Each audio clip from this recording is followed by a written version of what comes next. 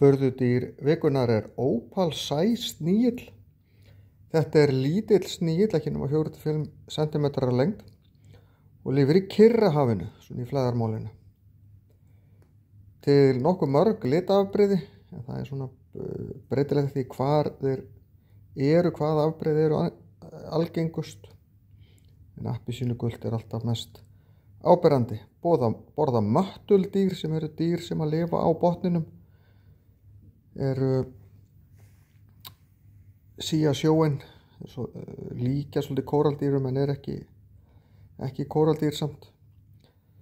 Og svo éta sniglarnir ýmsa hryggleysingja líka eins og marglyttur og fleira. Og eiga alveg til að ráðast á aðra sæsnigla.